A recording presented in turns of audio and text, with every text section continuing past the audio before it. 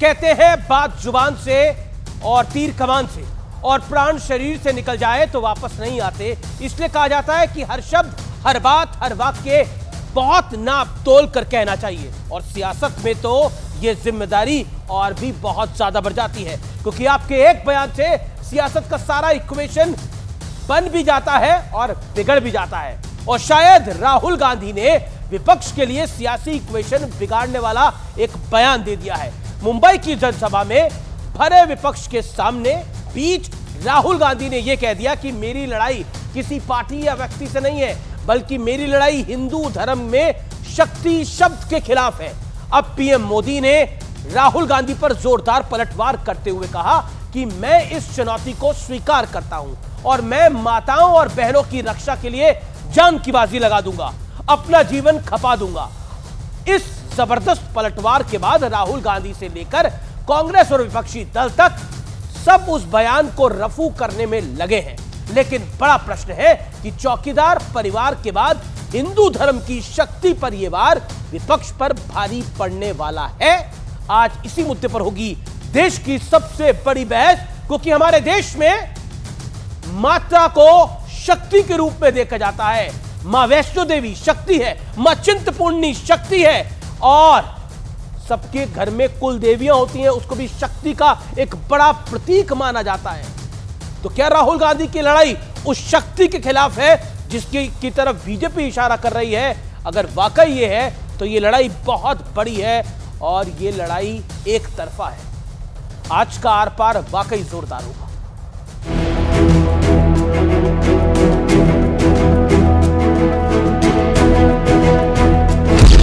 मुंबई में तमाम विपक्षी नेता जुटे तो थे सियासी शक्ति दिखाने, लेकिन इसी मंच से राहुल गांधी शक्ति को लेकर कुछ ऐसा बोल गए जिस पर सियासी तूफान मच गया। ना हम बीजेपी के खिलाफ लड़ रहे हैं,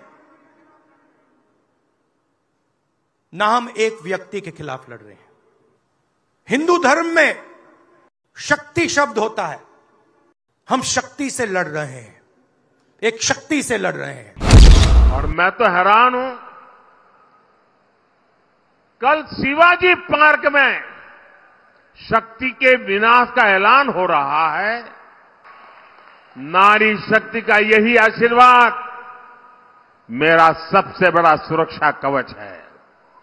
हम तो हमेशा से कहते आ रहे हैं, या देवी सर्वभूतेषु शक्ति रूपेण संस्थिता नमस्तस्यै नमस्तस्यै नमस्तस्यै नमो नमः। यहां तक कि कांग्रेस से निलंबित आचार्य प्रमोद कृष्णम भी राहुल गांधी के शक्ति वाले बयान पर सवाल उठा रहे हैं। तो कांग्रेस पार्टी बचाव की मुद्रा में है। राहुल गांधी जी को शक्ति, भक्ति, आदि शक्ति, शक्ति क्या है, भक्ति क्या है, अभी राहुल जी को क्या पता। उनके साथ कुछ ऐसे लोग हैं, वो एक कागज पकड़ा देते हैं उन्हें, वो हवाई जहाज में उसे पढ़ते जाते हैं, कभी याद रह जाता, कभी भूल जाते हैं। यह चुनाव तय करेगा कि यह देश दैवी शक्ति से चलेगा या आसुरी शक्ति से चलेगा। राहुल गांधी के साथ, दैवी शक्ति के साथ एक एक नौजवान खड़ा है। हालांकि विवाद बढ़ा तो खुद राहुल गांधी ने अपने बयान पर सफाई भी दी, लेकिन इस सियासत के बीच ईवीएम पर भी सियासत गर्म है। राजा की आत्मा ईवीएम में है, ईडी में है, सीबीआई में है, इनकम टैक्स डिपार्टमेंट में है। उस वोट का आपको बचाना है। ये मशीन जो है ये चोर है। हालांकि 2 दिन पहले ही मुख्य चुनाव आयुक्त ने ईवीएम पर सवाल उठाने वालों को अपने शायराना अंदाज में जवाब दिया था। अधूरी हसरतों का इल्जाम हर बार हम पे लगाना ठीक नहीं। वफा खुद से नहीं होती, खता ईवीएम की कहते हो। इस बीच ईडी ने अरविंद केजरीवाल को जल बोर्ड मामले में पहला और कथित शराब घोटाला मामले में 9वां समन्स भेज दिया है। तो आज इन तमाम मुद्दों पर होगी देश की सबसे बड़ी बहस, सियासत के शक्तिमान। राहुल गांधी का जो बयान है वो इतना बड़ा है कि मैं हिंदू धर्म में एक शब्द होता है, एक शक्ति। हम उस शक्ति से लड़ रहे हैं। वो शक्ति कौन सी है? वो शक्ति मां वैष्णो देवी की शक्ति है, वो अंबे जगदंबे की शक्ति है, वो दुर्गा की शक्ति है, वो संतोषी मां की शक्ति है। वो कौन सी शक्ति है? वाकई ये बयान अपने आप में बहुत बड़ा है। और राहुल गांधी अगर उस शक्ति से लड़ाई लड़ने के लिए जा रहे हैं तो मैं फिर कह रहा हूं, ये लड़ाई एक तरफा है। शक्ति न कभी हारी है, शक्ति न कभी हारेगी। बड़ी बात यह है कि बीजेपी की शक्ति राहुल के वार का विश्लेषण। बीजेपी को महिला वोट 2014 में 29%, 2019 में 36% बढ़ के अब मैं आगे बढ़ता हूं। महिला वोटर 2019 में 43.13 करोड़ थी और अब 47 करोड़ हो गई हैं 2024 में 47 करोड़। बढ़ता हूं मैं आगे, वोट पैटर्न की बात कर लेते हैं। पुरुष 67.02%, 67.18% महिलाएं, यानी बराबर का वोटिंग पैटर्न है। 2019 के चुनाव को मैं कोट कर रहा हूं। महिला शक्ति के लिए मोदी ने क्या क्या किया है, आइए उस पर नजर डाल लेते हैं अब। लेकिन उससे पहले महिला सांसद कितनी है बीजेपी के पास? 5.52%, 2014 में 5.52%, 2019 में 7.55%। अब मोदी ने क्या क्या काम किया है महिला शक्ति के लिए? 3 तलाक का खात्मा, 33% आरक्षण, उज्ज्वला योजना जिसमें सबको गैस मिल रही है, सेना में परमानेंट कमीशन करना महिलाओं को, बेटी बचाओ और बेटी पढ़ाओ। अब मैं बढ़ता हूं आगे। बड़ा सवाल क्या है आज का?